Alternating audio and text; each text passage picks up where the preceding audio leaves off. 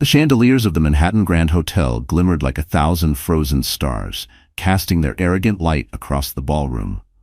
Tonight was supposed to be a celebration of wealth, power, and prestige.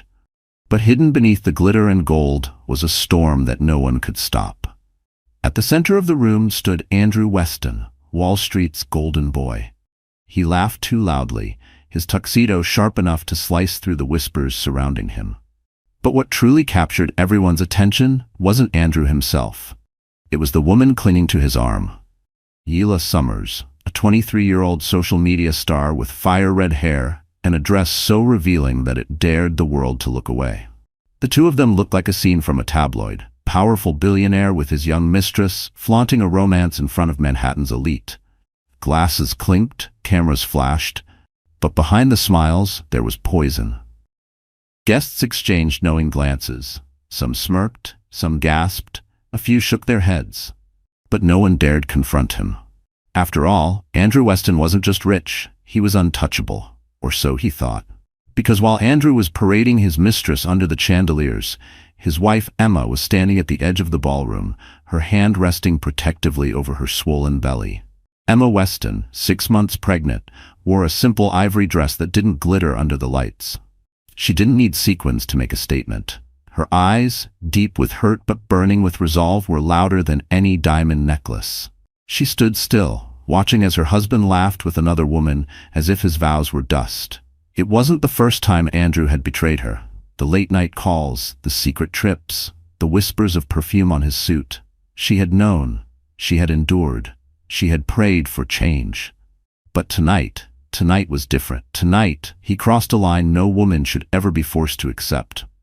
Gala leaned in close, whispering something in Andrew's ear, her laugh echoing like glass shattering in Emma's chest. And then it happened. Andrew kissed Gala in full view of investors, tycoons, and flashing cameras.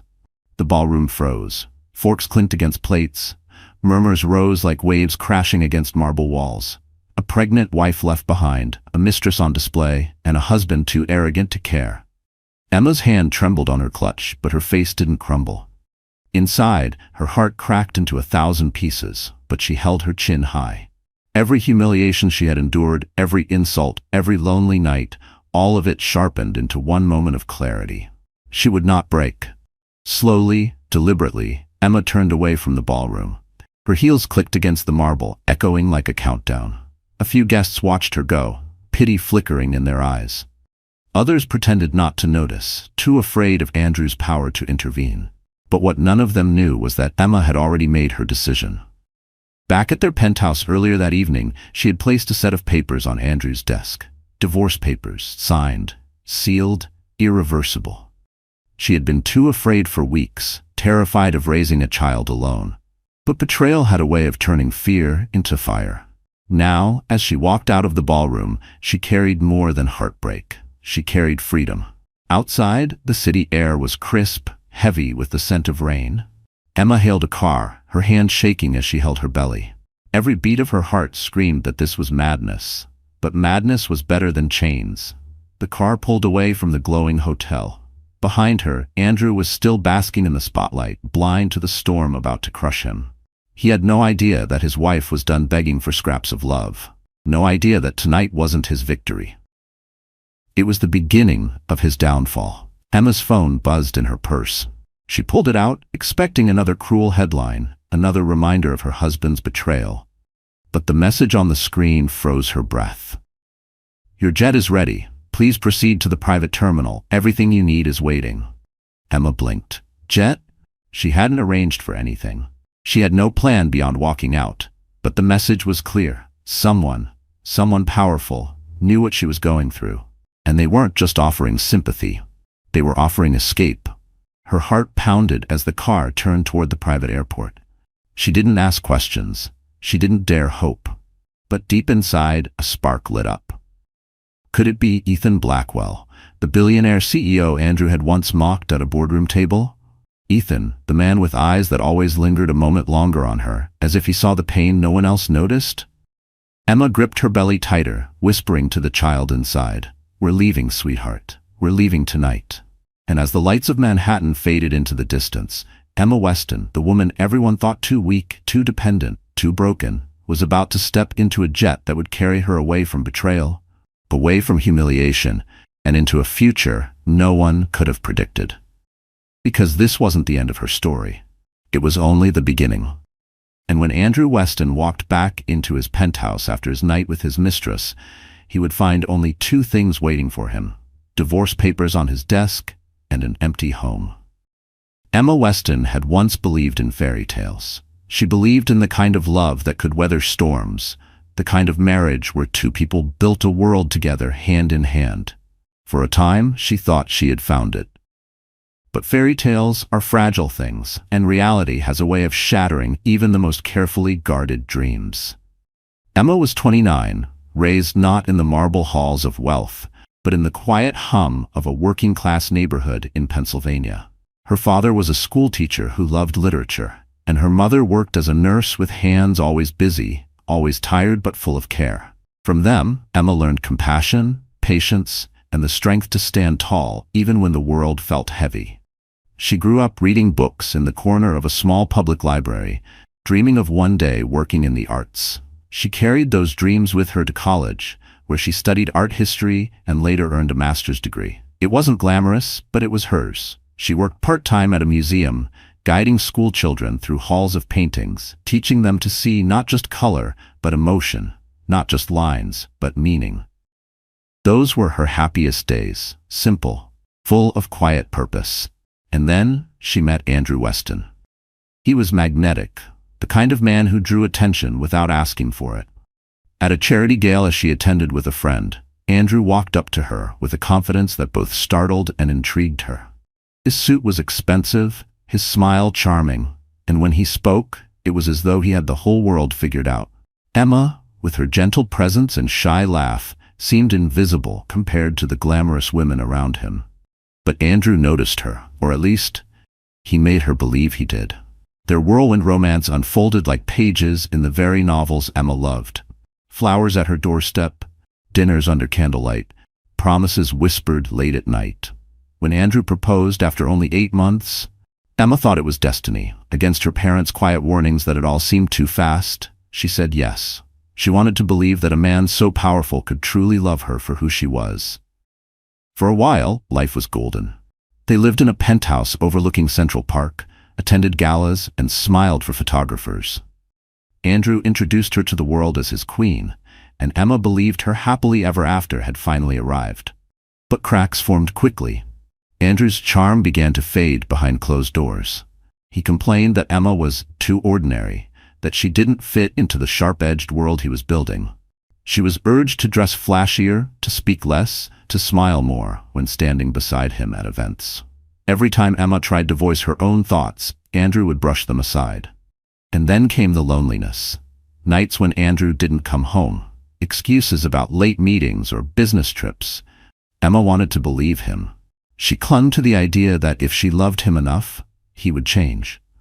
But the distance grew wider with each passing month. When Emma discovered she was pregnant, she thought maybe everything would finally shift. She imagined Andrew softening, perhaps remembering the man who once looked at her as though she were the only person in the room. For a brief moment, he did. He touched her belly with something that looked like wonder. He promised he would be there. He swore he would protect her and the baby. But promises can be hollow, and Andrew's were. As her pregnancy progressed, Emma found herself alone more often than not. The nursery she had hoped to design with her husband was left untouched. Andrew spent his nights at fundraisers and networking dinners that seemed to multiply with suspicious convenience. His phone was always locked. His smile never reached her anymore. Emma bore the loneliness quietly. She hid her tears, telling herself she had to stay strong for the child growing inside her. She played the role of the perfect wife in public, even as whispers reached her ears. Whispers of Andrew's wandering eyes, of his mistress Ela, of stolen nights in hotel rooms that weren't his own. Still, Emma endured. Because love makes fools of us all, and hope is a stubborn flame that refuses to die. She remembered the boyish grin that had once made her heart race. She remembered the promises of forever. She thought, if she just waited, if she just endured a little longer, he would return to her. But the night she saw him kiss Ela in front of hundreds of people, the truth crashed down like a thunderclap. There was no saving what they had. There was no fairy tale left. Inside, Emma broke. But on the outside, she stood tall. And in that strength, she found something she hadn't felt in years: resolve. For the first time in her life, Emma wasn't thinking about saving her marriage. She was thinking about saving herself. She was thinking about the baby who deserved more than a father who mocked love and a mother too afraid to fight for her dignity. The woman who once believed in fairy tales was gone. In her place stood someone new, someone ready to rewrite her story. And that story began with a signature on a stack of divorce papers. Emma slid the pen across the page in their penthouse, her hand steady despite the storm inside her. When the ink dried, she placed the documents neatly on Andrew's desk. It was over. Not tomorrow, not someday. Tonight. As she closed the folder, a single tear rolled down her cheek. She wasn't crying for him anymore. She was crying for the years she had wasted believing in a man who never truly saw her. She whispered to herself, to her unborn child, to the city outside her window, "We deserve better." And deep down, Emma knew she was right. She had no idea what waited for her. No plan, no map. But she had something far more powerful than hope. She had resolve.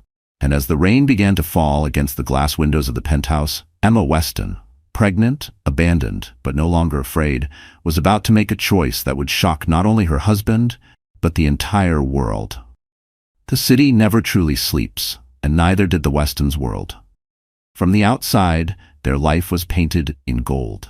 Penthouses, limousines, and glittering soirees that most people could only glimpse on the pages of glossy magazines. To the strangers who saw them smile at galas or step out of black cars onto red carpets, Andrew and Emma looked like the perfect couple. Wealth, beauty, success, wrapped in an elegant bow. But behind the curtain of glamour lay something cold, hollow, and unbearably lonely. Their penthouse in Midtown Manhattan was a palace in the sky. Floor-to-ceiling windows offered sweeping views of the East River, the Empire State Building glittering at night like a jeweled crown. Imported Italian marble lined the floors, every surface polished until it reflected the light of crystal chandeliers.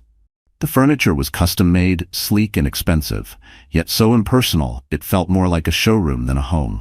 Every piece was chosen by Andrew or his designers, not Emma. She had wanted warm colors, cozy corners, spaces that felt like love.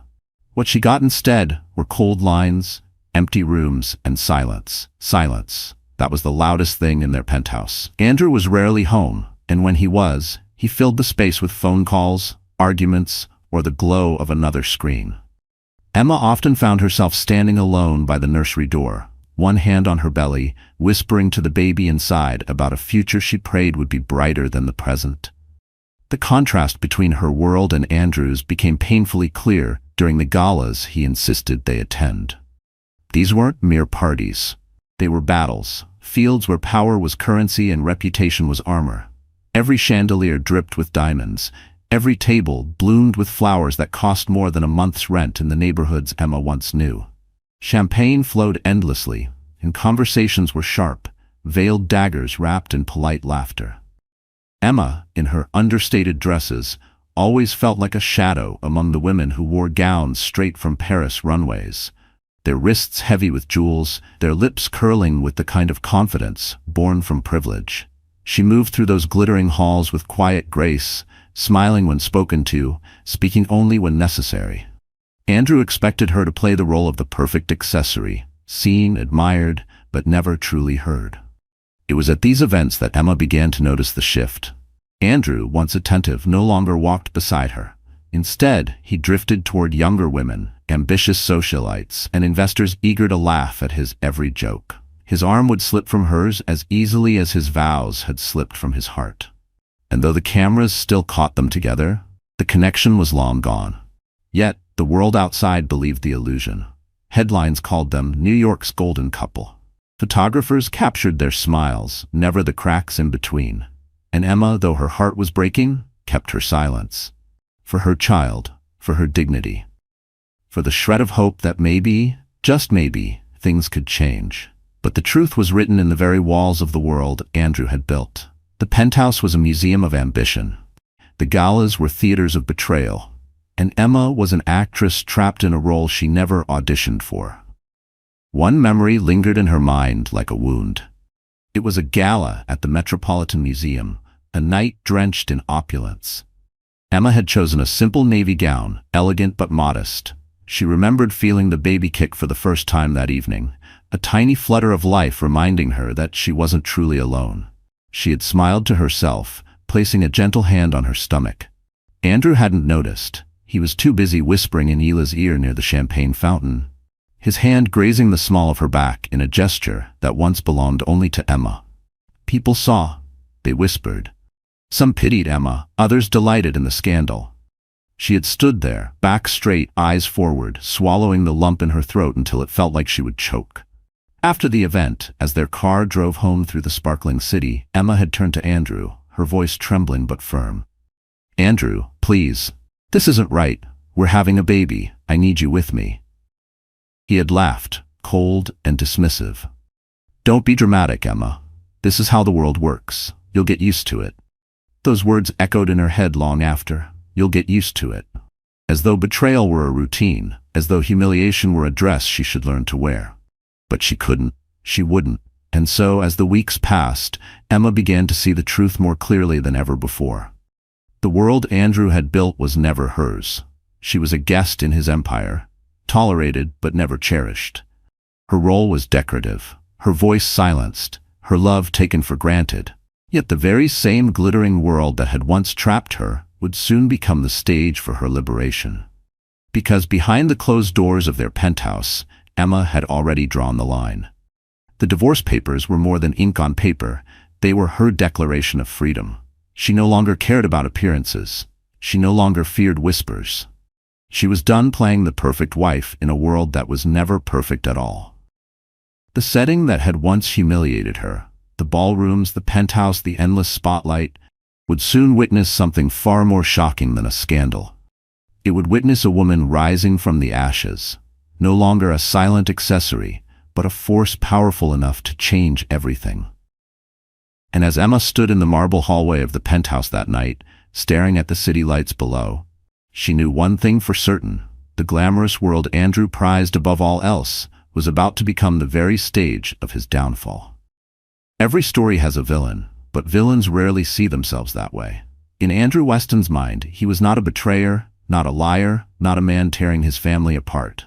No, Andrew saw himself as a king, entitled to take whatever he wanted because he had built an empire with his own two hands. But to Emma, to those who truly watched, Andrew wasn't a king at all. He was a man consumed by arrogance, by hunger, by the shallow applause of strangers. Andrew hadn't always been rich. He was raised in Queens by a father who worked construction and a mother who managed a diner. Life was modest, money scarce, but Andrew's ambition burned hotter than the lights of Times Square. He clawed his way through college with scholarships and sheer determination, and by his late 20s, he had already made a name on Wall Street.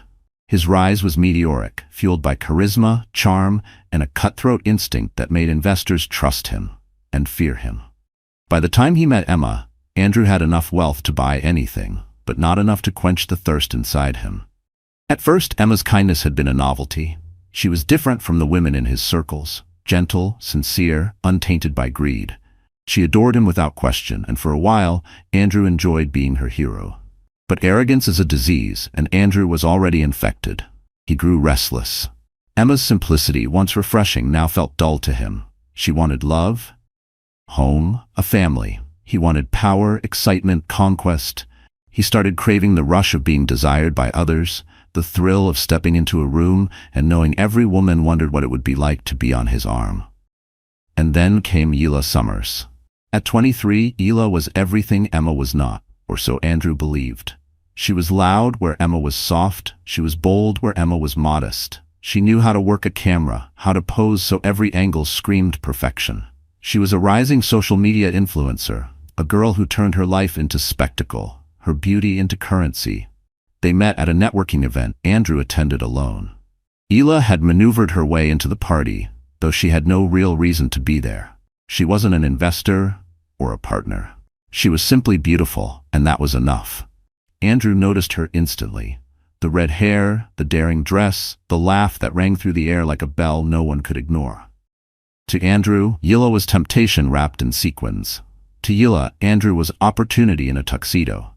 Their chemistry was instant, their motives clear. She wanted the spotlight, he wanted the thrill. Within weeks, rumors spread through Andrew's circle. Whispers of late-night rendezvous, of hotel suites charged under other names, of a woman half his wife's age clinging to him at rooftop bars. Emma heard the whispers. She chose silence. Andrew, on the other hand, relished them. He liked the power of flaunting what everyone suspected but no one dared confront. He began bringing Yila closer to his business world, introducing her at events as a consultant, seating her at tables meant for investors. The audacity only fueled his pride. Behind closed doors, Andrew justified everything. "I deserve this," he would mutter to himself, pacing in the penthouse office. "I've worked too hard, sacrificed too much. Emma will always be there, but I need more." More, that was his poison. More money, more attention, more women. And Yila gave him exactly that. She stroked his ego, laughed at his jokes, posed beside him for secret selfies that she would leak strategically to her followers. With every stolen moment, Andrew drifted further from the man Emma had married. To the world, he projected strength. But in truth, Andrew was weak. Weak to temptation, weak to vanity, weak to the need for validation. He mistook cruelty for power, betrayal for freedom. He paraded Yila around as though humiliating his pregnant wife made him untouchable. And Yila? She played her role flawlessly. She was not in love with Andrew. Love was never her goal. She was hungry for status, for access, for the thrill of watching a powerful man bend the world for her. She mocked Emma in whispers at parties, giggled about her old-fashioned dresses, and sneered that Andrew was wasted on a boring housewife. To Yila, Emma was invisible, an obstacle she had already conquered simply by existing on Andrew's arm. Together, they were poison disguised as glamour. Andrew, the husband who betrayed without shame. Yila, the mistress who thrived on cruelty. They strutted into ballrooms as if the world belonged to them, oblivious to the storm brewing just beyond the marble doors. But villains never see the ending coming. Andrew thought his empire was untouchable, his wife too weak to fight back. Yila thought she was on the fast track to becoming Mrs. Weston. Neither of them realized that the woman they mocked, the woman they dismissed, was gathering a strength more powerful than their arrogance. And soon, the ballrooms that had once echoed with Andrew's laughter would bear witness to his disgrace. Because while Andrew kissed Yila under the chandeliers, his pregnant wife was already preparing a reckoning that neither of them could escape. The night of betrayal was not hidden in shadows. It was not whispered in secret. It unfolded under chandeliers, in front of cameras, in a ballroom filled with the city's elite. If humiliation could be measured, Emma Weston had just endured a hurricane. The gala was the annual Bright Horizons charity ball, one of the most exclusive events in Manhattan. Tickets were worth more than some people's yearly salary, but for Andrew Weston, it was merely another stage to display his power. He arrived in a black limousine, stepping out with Yila Summers clinging to his arm. Photographers swarmed instantly. "Mr. Weston! Over here! Who's the lady, Andrew? Smile for us, give us a headline." And he did. He tilted his head toward Yila, his lips brushing her cheek as the flashes burst like fireworks. The image was captured, immortalized, and within hours it would circle social media. The billionaire with his mistress, laughing as though the world belonged to him. But what Andrew didn't expect was Emma. She hadn't planned to attend. She hadn't wanted another night of fake smiles and whispered pity. But something in her heart told her to go. Not for Andrew, not for appearances, but for herself. She chose a gown of soft ivory silk, simple but timeless, the kind of dress that didn't scream for attention, yet commanded it by its quiet dignity. Her hair swept back, her eyes steady, Emma arrived at the gala alone. When she entered, the room shifted. Conversations faltered, glasses froze mid-air. She was radiant not in jewels, but in resolve. And though her belly showed her pregnancy clearly, it was not a symbol of vulnerability tonight. It was a symbol of strength. Andrew's smirk faltered the moment he saw her. For the briefest second, his mask cracked. He hadn't expected her to come. He hadn't expected her to walk into his kingdom of deceit. But Yila, ever the actress, leaned closer to him, whispering loud enough for Emma to hear. "She looks like she came from a thrift store." Then she laughed, tossing her red hair as though mocking a queen in exile. Emma didn't respond. She didn't need to. Her silence was sharper than any insult. She simply crossed the ballroom, her heels clicking against marble, her presence undeniable. And though the whispers rose around her, she kept her chin high, her eyes unflinching. "Emma," Andrew said finally, voice low, taut with irritation. "You shouldn't be here." But Emma only looked at him. Her husband, the father of her child, and for the first time, she felt nothing. No love, no longing, only a hollow finality. She leaned closer, her voice calm but cutting. "I won't be here much longer." And with that, she turned and left. What Andrew didn't know, what the cameras couldn't see, was that Emma had already made her move hours earlier. Before coming to the gala, she had walked into their penthouse with steady steps. On Andrew's desk, beside his leather-bound planner, she had placed a manila folder. Inside were the divorce papers, signed and final. Her handwriting, firm and elegant, sealed the end of their marriage. She didn't leave a note. She didn't need to. The paper spoke louder than any words ever could. Back in the ballroom, Andrew tried to shake off the encounter. He laughed too loudly, held Yila too tightly, poured himself another glass of champagne. But inside, a seed of unease had been planted. For the first time, he felt something slipping out of his control. Meanwhile, Emma's car pulled away from the gala. She looked out at the city lights, her reflection staring back from the tinted window. Her heart raced, her stomach twisted, but her hands didn't tremble. The tears that once came so easily were gone. In their place was fire. She had chosen her moment carefully. Andrew would not discover the papers until he stumbled home in the early hours, drunk on champagne and arrogance. He would open the folder expecting contracts, deals, maybe an invitation. Instead, he would find his world unraveling in ink. The betrayal he thought was his weapon had become his undoing. Emma leaned back in the car seat, whispering to the child within her, "It's over. He doesn't own us anymore." But fate had one more twist waiting. As the car neared the West Side Highway, Emma's phone buzzed with a new message. Her breath caught when she read it. "Mrs. Weston, your jet is ready. Private terminal, gate 4. Everything has been arranged." Emma blinked, stunned. She hadn't told anyone she was leaving. She hadn't told a soul about her decision. So who could have prepared this? Her mind raced. Could it be Ethan Blackwell? The billionaire CEO, Andrew's rival, the man with eyes that always lingered just a moment longer on her, as though he saw the pain no one else noticed? She didn't know for certain, but something told her the message was no accident. Her driver glanced in the rearview mirror. "Ma'am, should I head to the terminal?" Emma hesitated only a moment. Then she nodded. "Yes, take me there." The city blurred past her window as the car sped toward the airport. For the first time in years, Emma felt something she thought she had lost: possibility. The weight of chains was lifting, replaced by the rush of a future unknown but hers to claim. Back at the gala, Andrew was basking in the glow of his mistress's laughter, oblivious to the storm waiting in his penthouse. Yila draped across him like a crown of thorns. He raised a glass as if toasting his own invincibility. But what he didn't realize was that the empire he worshipped, the marriage he had mocked, the life he thought he controlled, was slipping through his fingers like sand. And when the night ended, Andrew would return to find a silent penthouse, a manila folder, and the shocking truth: his pregnant wife had left not just the gala, but his life, boarding a jet that would carry her away from him forever. The car ride to the private terminal felt endless.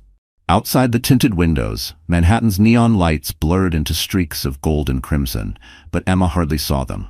Her mind replayed every betrayal, every lonely night, every cruel word Andrew had spoken to her. For the first time, the reality of her choice crashed down on her with brutal force. She was leaving. Leaving not just a man, but a marriage, a home, a life she had built with trembling hope. Her chest tightened, panic clawing at her throat. What was she doing? Where was she going? She had no plan, no certainty, only a message from an unknown sender telling her a jet was waiting. Tears welled in her eyes, hot and uncontrollable. She pressed a hand to her belly, whispering, "I'm so sorry, baby. I don't know what's going to happen." Her voice cracked, trembling as though speaking the words out loud made her failure real. The car pulled into the private terminal. Floodlights illuminated sleek jets lined on the runway, engines humming softly like predators waiting to take flight. The driver stopped, turned to her politely. We've arrived, ma'am. Emma froze. Her legs felt heavy, her courage crumbling. What if this was a mistake?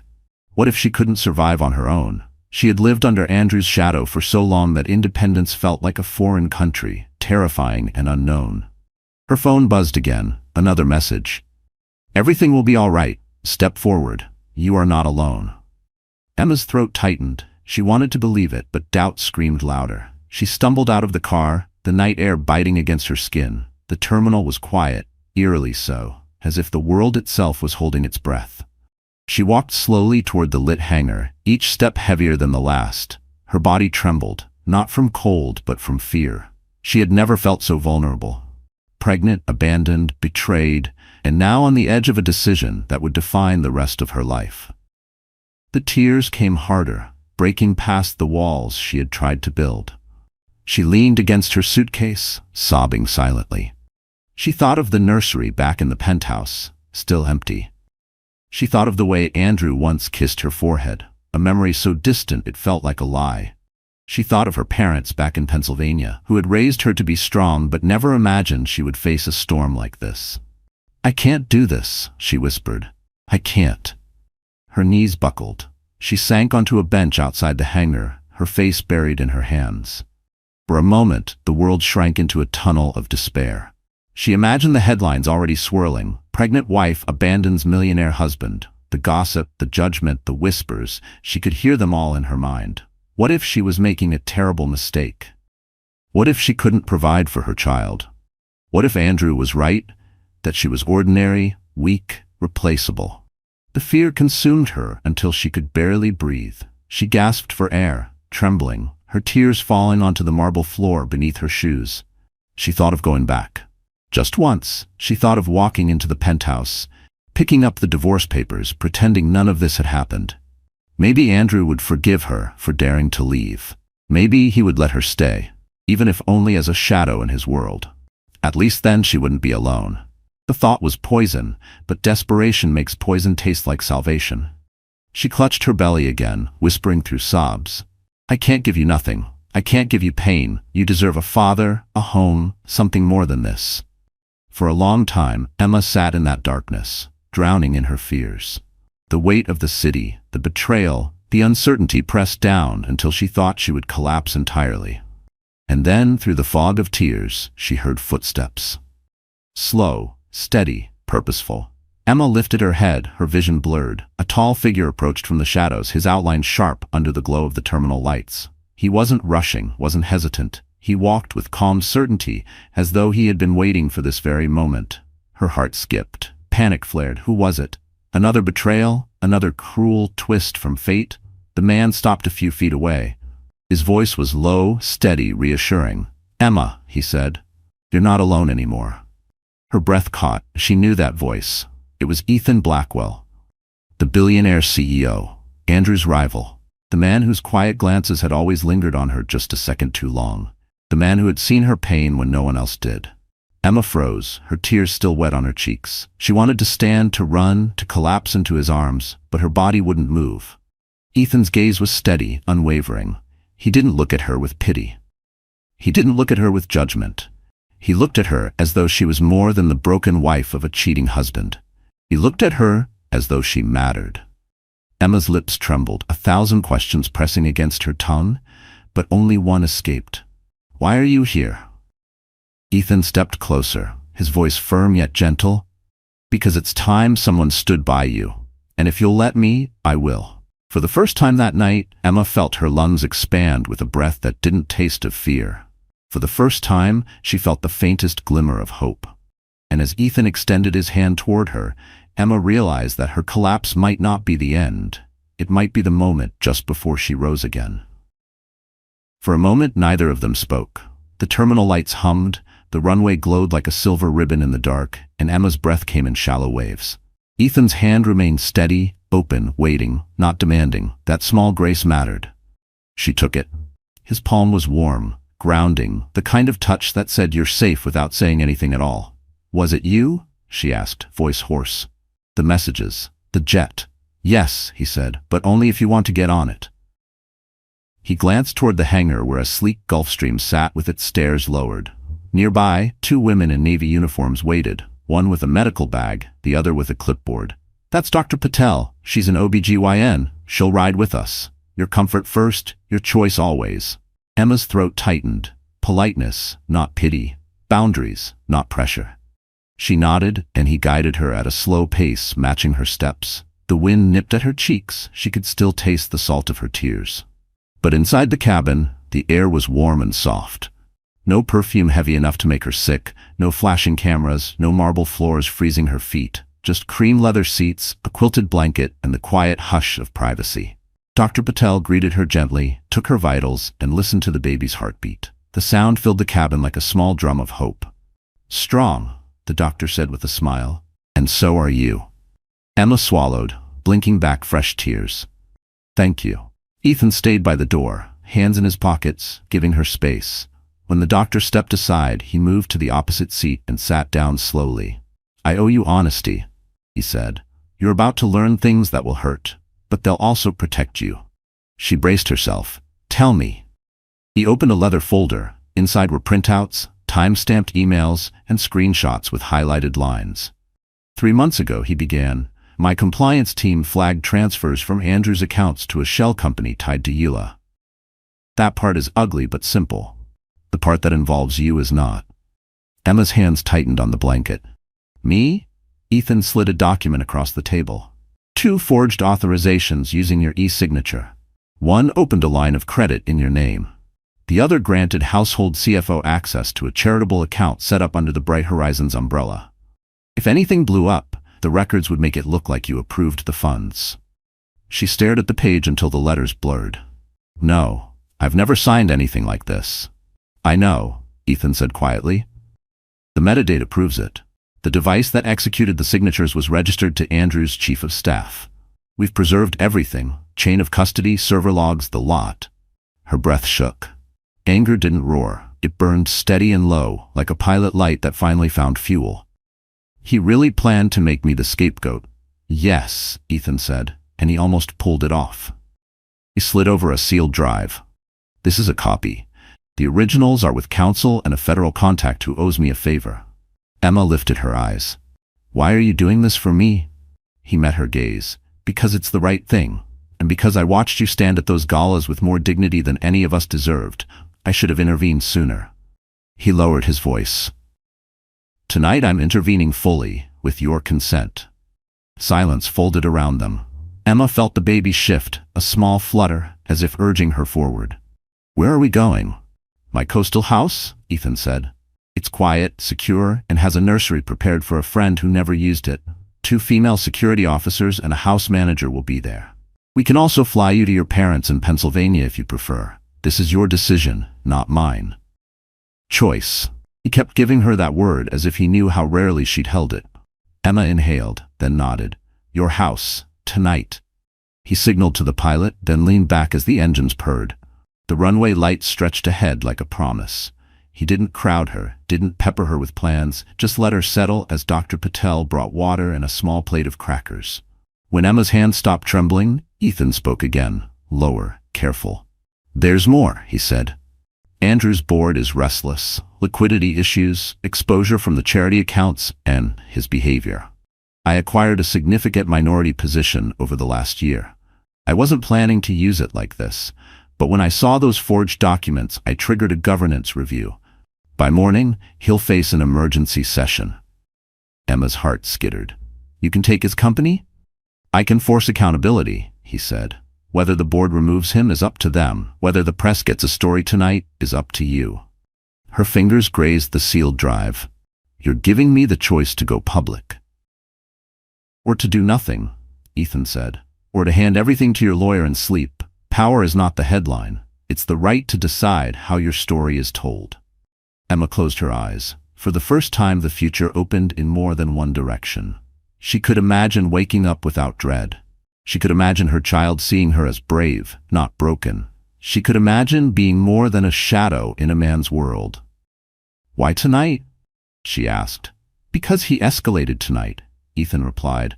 "He showed up at the gala with Ela, then placed a late request through a friendly judge for a temporary order restricting you from traveling out of state under the guise of marital counseling.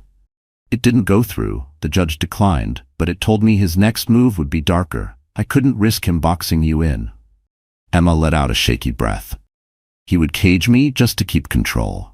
He would, Ethan said. Which is why you're here, leaving. He studied her carefully. Emma, I also need you to know this isn't a bargain. I won't ask for anything you don't want to give. If you decide tomorrow you don't want my help anymore, I'll respect it and still keep you protected. The plane began to taxi. The hum grew deeper, comforting.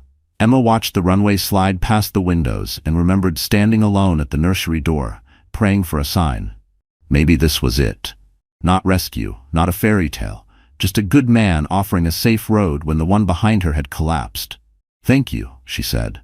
The words were small, but they carried everything. Ethan nodded once.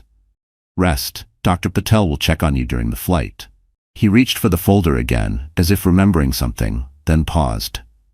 There's one last piece. He turned a page to a photo. Andrew and Hila at a private club, faces close, Hila holding a phone toward a contract on a table. On the contract, Emma's forged signature gleamed under the camera flash. Another leak? Emma asked. A leak we can control, Ethan said. We can time it, or we can bury it. Your call. Emma stared at the evidence, feeling the last ties snap clean. She didn't feel small anymore. She didn't feel helpless. She felt ready. The flight attendant stepped forward to secure the cabin. The pilot's voice came through the intercom, calm and crisp. Cabin secure, cleared for takeoff. Then Ethan's phone vibrated against the table. He glanced down, his jaw set. What is it? Emma asked. He turned the screen so she could see the message from his head of security. Andrew's team just called in a wellness check at your parents' house. Local police en route. Intent, intimidation. We're on it. Emma's pulse jumped. Anger rose, clean and fierce. He won't stop. No, Ethan said, but we will. He tapped a reply, then looked at her. Do you still want to go? She lifted her chin. More than ever. The engines roared, the plane gathered speed, and the runway lights blurred into a bright river. Emma reached for the armrest, and Ethan's hand found hers, steady and sure. The nose lifted, the weight fell away, and the city dropped beneath them like a past she no longer had to carry. Another buzz, another message. Ethan read it, a shadow crossing his face, then met her eyes. They moved faster than I expected, he said. Andrew just filed an emergency claim that you misappropriated marital assets. He's trying to freeze your accounts tonight. Emma exhaled, not with fear this time, but with resolve. Then we'll move faster. The plane climbed into open night, stars scattered like quiet witnesses beyond the glass. Emma pressed a hand to her stomach and whispered, We're safe. Ethan's phone lit once more. He glanced down, then smiled, brief and certain. Your lawyer just got the freeze denied, and the board called the emergency session for 7 a.m. Emma turned to the window, the dark ocean widening beneath them, and felt the first true peace she'd known in months touch the edges of her heart. And then, just as the cabin lights dimmed, a new notification flashed across Emma's screen. A live video from Hila's account, title blazing. Midnight Confession, the Weston's Secret. Watched by thousands and climbing. The jet cut through the night sky, carrying Emma toward a future she could barely imagine. Her collapse had left her fragile, but Ethan's revelations and his unwavering presence planted something deeper than survival. For the first time in months, she wasn't only thinking of escape, she was thinking of becoming someone her husband could never crush again. When the plane landed on the coast, dawn painted the horizon in strokes of orange and violet. Emma stepped onto the tarmac, the salty wind brushing against her face. Ethan's estate loomed nearby, not ostentatious but commanding, a sleek glass and stone home overlooking the Atlantic. Unlike Andrew's penthouse, cold, staged, built to intimidate, this house breathed openness, warmth, and quiet strength. Inside, Emma was shown to a suite prepared just for her. Soft ivory drapes swayed by the balcony doors, and a cradle sat by the window, as though waiting for a story to begin. For a moment, her knees weakened. No one had ever prepared a place for her. Not like this, not with care. She touched the cradle's edge and whispered, We'll be okay. That morning, she allowed herself to sleep, deep, dreamless, necessary. Hours later, when she awoke, Ethan had already arranged what came next. Waiting in the living room was a team. 2 women stylists, a nutritionist, and a discreet legal advisor. Emma hesitated at first, clutching her robe, her voice shaking. "I don't want to be someone I'm not." Ethan's reply was calm but certain. "You're not changing who you are. You're reclaiming what he tried to bury." The transformation began. Her tangled hair, neglected in weeks of stress, was cut into waves that framed her face with new strength. Her wardrobe, once dictated by Andrew's approval, safe, muted, designed to blend, was replaced with colors that reflected her. Deep blues, emerald greens, silk dresses that celebrated her pregnancy instead of hiding it. The mirror reflected a woman she barely recognized, radiant, alive, untouchable. But the true makeover wasn't fabric or cosmetics, it was fire. With every brushstroke, every stitch, Emma remembered pieces of herself she thought were gone. The girl who had dreamed of starting a foundation for children. The woman who once believed she was worthy of love and respect. The mother who vowed to give her child a life free of chains. The legal advisor laid out documents, asset protections, custody petitions, evidence packages ready to dismantle Andrew's claims. "He can't freeze you out anymore," the advisor said. "Not with this." Emma's hands no longer trembled as she signed her name.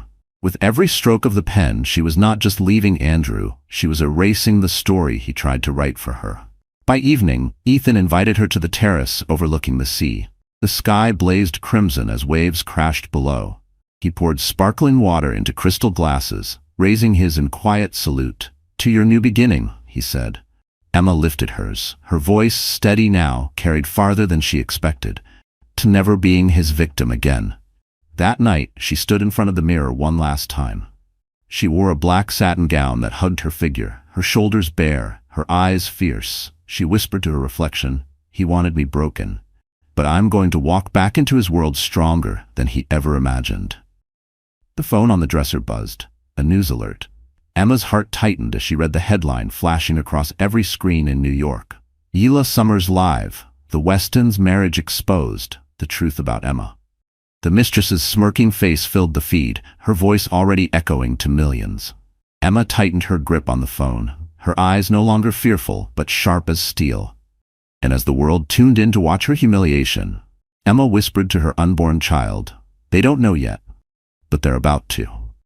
The night of reckoning arrived with a kind of inevitability that Emma could feel in her bones. For weeks, Andrew had strutted across Manhattan like a man untouchable, clinging to his mistress and mocking the woman he thought he had destroyed.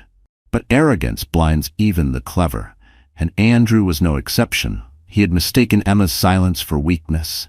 He had mistaken her retreat for defeat. What he didn't know was that she had been gathering her strength, her proof, and her allies. Tonight, under the same chandeliers where he had humiliated her, Emma Weston would return, and this time, she would not be the victim. The Bright Horizons Gala was the crown jewel of the social calendar, the very stage where Andrew believed he reigned supreme. The Met's Great Hall shimmered with gold light and echoing music, the marble staircase lined with paparazzi eager for their next scandal. Guests glided past in gowns and tuxedos worth fortunes, each vying to be seen, to be envied. And then the doors opened. Emma Weston stepped inside, her black satin gown catching the light like liquid fire. The crowd hushed. Whispers rippled. She was not the pale shadow they remembered, the humiliated wife slipping away with tears in her eyes. She was radiant, commanding, her every step echoing with purpose. Her hand rested on her belly, not as a shield but as a crown, proof of life, of resilience, of a future Andrew could never claim. At her side walked Ethan Blackwell. Impeccably tailored, his presence magnetic yet understated, he did not overshadow Emma, he amplified her. Their arrival was no accident. It was strategy. The photographer's flashes erupted, capturing a tableau that would dominate headlines by morning. The abandoned wife returns with a billionaire ally. Andrew's laughter faltered when he saw her. He stood near the champagne fountain, Ela draped in crimson silk at his arm, smug as ever. But the color drained from his face as the room's attention shifted away from him, pulled like gravity toward Emma. For the first time, Andrew Weston looked small. Emma didn't rush. She let the silence stretch, let the eyes burn into her, let Andrew stew in the humiliation he had once so easily inflicted on her. When she finally spoke, her voice carried across the hall. "Andrew." The name was sharp, final. The music dimmed, conversations froze. All eyes turned. "You once told this room I would beg to come back," she said. "You told them I was nothing without you. Tonight, I want them to see the truth." Gasps spread like fire. Hila shifted uncomfortably, her hand tightening on Andrew's arm. "Don't listen to her," Hila hissed, her smile brittle. "She's desperate." But Emma only smiled, a quiet, devastating smile. Desperate women don't bring evidence. Ethan handed her a sleek folder. She opened it slowly, theatrically, revealing copies of the forged documents, the financial transfers, the schemes Andrew had plotted with Hila. The crowd murmured, voices overlapping in shock. Emma raised her eyes. "These are his betrayals, not just to me, but to this charity, to his investors, to all of you who trusted him." Andrew's mask cracked. "This is nonsense," he barked, his face flushed. "She's lying. She's—" "Am I?" Emma interrupted, her tone ice. "Because the federal investigator I spoke to this afternoon didn't think so." She gestured to the side, and there, stepping forward from the shadows, was a man in a dark suit, an agent who nodded once to confirm her words. The hall erupted. Whispers turned into shouts, cameras flashed wildly, investors exchanged horrified looks. Andrew stammered, reaching for Hila, but she pulled away, her survival instincts kicking in. "Andrew," Emma said softly so only he could hear. "You built an empire on arrogance. Tonight I'm tearing it down with the truth." Security moved in. Andrew tried to push past them, but the agent placed a firm hand on his shoulder. Hila shrank back, her crimson gown now a mark of shame rather than a lure. Emma stepped closer, her voice calm but carrying across the hall. "This isn't revenge. This is justice. And it's long overdue." Andrew shouted her name, his voice breaking, but it no longer mattered. The cameras had already captured his fall. The guests had already chosen their side, and Emma, once invisible, once humiliated, stood in the center of it all, radiant and unbroken. Ethan placed a hand gently at her back, not leading her but standing with her. Together they walked past Andrew, past Hila, past the ruin of a man who had believed she would crawl. Each step was liberation, each breath proof that she had risen. The music started again, tentative at first, then stronger, as though the orchestra itself recognized the shift. The gala had become Emma's stage, and as she left the hall, the final flashes of cameras chasing her like a queen crowned in survival, Emma whispered to herself, "This isn't the end. This is the beginning of my reign." The morning after the gala, Manhattan woke to headlines that shook its gilded towers. Andrew Weston, Wall Street's golden boy, was finished. His smiling face was splashed across every newspaper, but this time it wasn't triumph they captured. It was disgrace. Fraud allegations, Mistress betrayal, federal investigation. The empire he built on arrogance crumbled in a single night, and at the center of every story was Emma. No longer the humiliated wife hiding in the shadows, she was the woman who had stood her ground, exposed the truth, and walked away stronger. For once, the spotlight didn't burn her. It crowned her. Inside Ethan's coastal estate, the morning was quiet. Sunlight poured through glass walls, warming the hardwood floors. Emma sat on the terrace wrapped in a shawl, her hands resting gently over her belly. For the first time in months, she wasn't trembling. For the first time, she felt safe. The baby kicked, a soft flutter that drew a smile to her lips. "We did it," she whispered. "We're free." Behind her, Ethan stepped out with 2 mugs of tea. He placed one before her, then leaned against the railing, his eyes on the horizon. He didn't rush her with questions, didn't demand gratitude. He simply existed beside her, steady as the tide. Emma studied him quietly. There had always been something about Ethan, something beyond the wealth and the power. It was the way he looked at her, not as an ornament or a liability, but as a person who mattered. She had seen that in his eyes long before she'd admitted it to herself. "Why me?" she asked finally, her voice soft. "Out of everyone in that room, why did you choose to help me?" Ethan turned to her, his gaze unwavering. "Because you remind me that power doesn't have to be cruel, and because I've watched you endure more than anyone should. Emma, I didn't just want to protect you, I wanted to stand beside you." Her throat tightened, tears threatening. But these weren't the tears of humiliation she had cried for Andrew. These were tears of release, of healing, of finally being seen.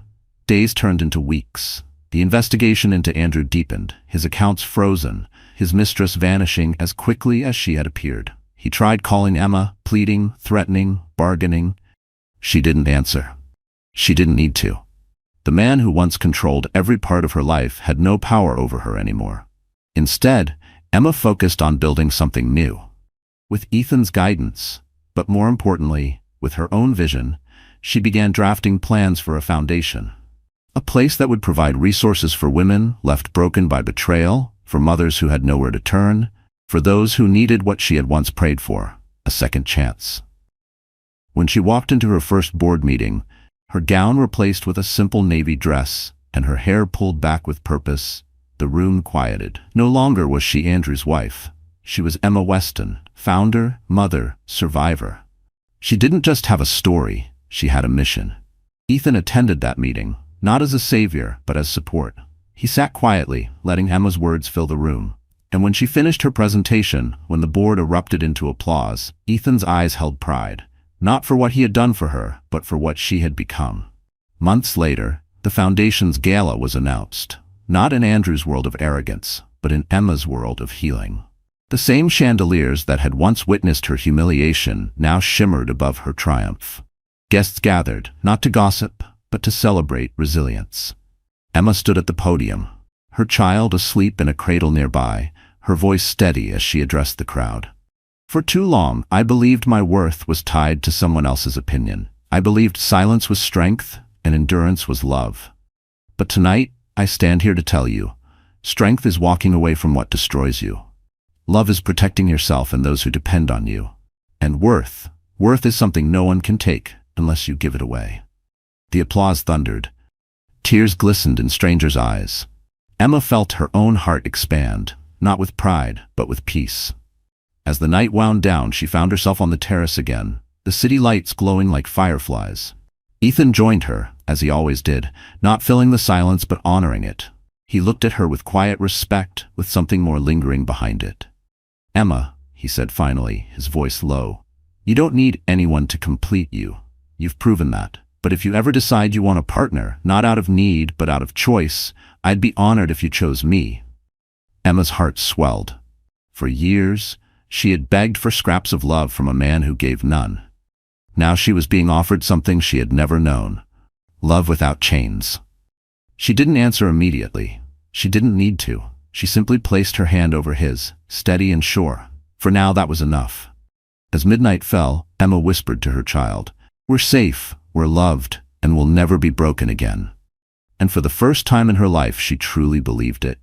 Because in the end, Andrew lost everything. Gila faded into obscurity, and Emma Weston rose not just from betrayal, but into a life brighter, freer, and more powerful than she had ever imagined. All right, my friend, so the story has come to an end. And if you're still here with me right now, it means something in Emma's journey touched you in a very personal way. Maybe it reminded you of a time you felt unseen. Maybe it made you think of someone you know who stayed silent when they deserved to roar. Or maybe it showed you that even in the deepest betrayal, healing is possible. What Emma went through wasn't just about heartbreak. It was about finding her strength again, standing up and saying, I am not defined by someone else's cruelty. This is where the lesson speaks to us. The Stoic philosophers used to remind us that we don't control what others do, but we do control how we respond. Marcus Aurelius once wrote, "You have power over your mind, not outside events. Realize this, and you will find strength." And that's exactly what Emma did. She couldn't stop Andrew from betraying her. But she could choose how to respond. And by choosing dignity, truth, and self-worth, she didn't just survive, she transformed. Life will always throw storms our way. Betrayal, loss, disappointment. But as Seneca said, difficulties strengthen the mind as labor does the body. Emma's collapse was not her end, it was her beginning. And maybe that's a reminder for you too. Your pain today can be the seed of your power tomorrow. So my wonderful friends, if this story reached your heart in some way, don't just carry it quietly. Share it. Pass it to someone who might need this reminder that they are stronger than they think. And if you'd like to keep walking with us through stories that heal, inspire, and stir the soul, then make sure you hit that like button, share this video, and subscribe to the channel. Because who knows? The next story might just be the one that changes your life.